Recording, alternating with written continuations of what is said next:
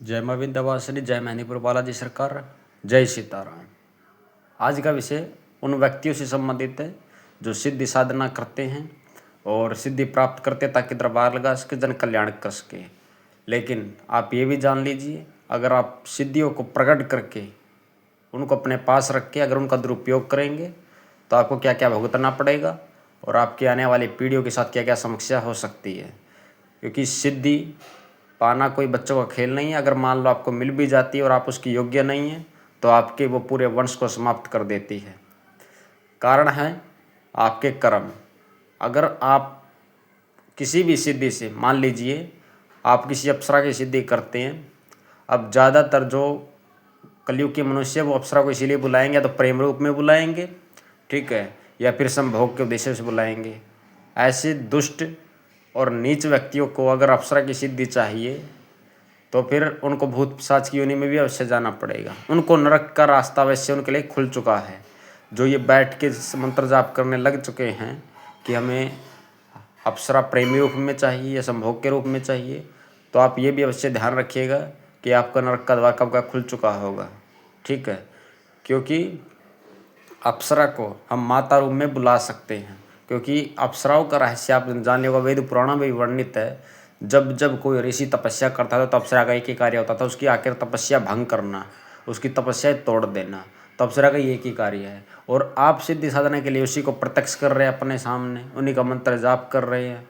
चलो वो भी छोड़िए, कुछ लोग भूत पिशाचों की सिद्धि में लगे हुए हैं, यक्षिणी यक्ष की सिद्धि में लगे हुए हैं, ये अप्सरा की सिद्धि, वो अप्सरा की सिद्धि, इस गंधर्व की सिद्धि।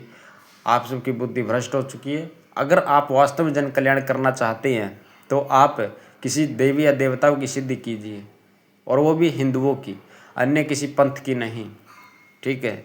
वैसे अगर आप सिद्धि प्राप्त करना चाहते हैं तो सिद्धि प्राप्त तो एक दिन में भी हो सकती है, लेकिन क्या एक दिन की सिद्धि आपके साथ कब तक चलेगी और आपको कब तक वो ठीक रखेगी, इसकी क्या गारंटी आप ये जानते हैं। अगर मान लीजिए आप किसी ऐसे मंत्र का जप कर रहे हैं जिससे आप किसी योगिनी को सिद्ध कर लेते हैं, भूत पिशाचों की बात छोड़ देते हैं, किसी योगिनी का मान लेते हैं, और आप माँ काली को पूजते नहीं, और योगिनी का वो मंत्र आप योगिनी को कुछ भोग दे दी, किसी ने आपको बता दिया कि आपको ये भोग दे देना है, माँ बगलामुखी की साधना कर ली है, ठीक है, माँ को मदिरा का भोग लगा दिया, सात्विक भोग आपने दिया ही नहीं, गंदा ही भोग दिया, या बकरा मुर्गा आदि कुछ गंदा भोग दे दिया। अब जब वो सिद्धि आपके सामने प्रत्यक्ष होगी तो आपसे वही भोग मांगेगी। जब जब कोई भी कार्य करोगे, किसी को भी ठीक करने की कोशिश करोगे, आपसे वह वही भोग की इच्छा रखेगी। अगर आप उसको चेंज करने की कोशिश करेंगे, उसको बदलने की कोशिश करेंगे, तो वह जो शक्ति उपस्थित हुई है वह आपको ऐसा दंड देगी, आप उसकी भरपाई कभी नहीं कर पाओगे, क्योंकि आपने उसको स्वयं से बुलाया है, ठीक है। इसलिए सिद्धि के पीछे मत भागिए। अगर आपको सिद्धि चाहिए तो सात्विक सिद्धि करें, ठीक है, जैसे हनुमान जी की करें, भोलेनाथ जी की करें, माता दुर्गा भवानी की करें। वैसे तो देखो ये भगवान है, भगवान की सिद्धि कभी हो नहीं सकती। सिद्धि का मतलब क्या है, किसी को साध लेना, किसी को सिद्ध कर लेना, ठीक है। और वैसे भी सिद्धि अपने आप में एक बहुत अलग चीज़ है।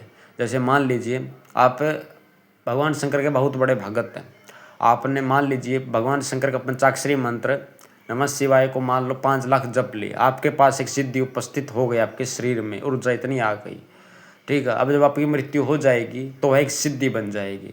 अगर मान लीजिए किसी ने उसी मंत्र का 6 लाख जाप कर दिया आपसे 1 लाख 1.25 लाख ज़्यादा, तो आप उसकी सिद्धि बनकर उसके पास पहुँचेंगे। यही सिद्धि कहलाती है। इसका मतलब ये नहीं कि आप सिद्धि कर लेंगे तो आपके सामने भगवान शंकर साक्षात स्वयं खड़े हो जाएंगे और आप जैसा बोलोगे वैसा हो जाएगा। वो शक्ति होती है, वो अंश होता है। सिद्धि सबको हर कोई ले सकता है, ठीक है, सिद्धि तो कोई भी ले सकता है, लेकिन शक्ति हर किसी को प्राप्त नहीं होती। शक्ति स्वयं भगवान उसको देते हैं जिसके माध्यम से जन कल्याण लिखा होता है, ठीक है। लेकिन फिर भी अगर आपको सिद्धि चाहिए तो आपको खूब मंत्र जाप करना चाहिए, सात्विक भोग हमेशा लगाना चाहिए, आपको प्याज लहसुन भी छोड़ देना चाहिए और शुद्ध आचरण करने चाहिए।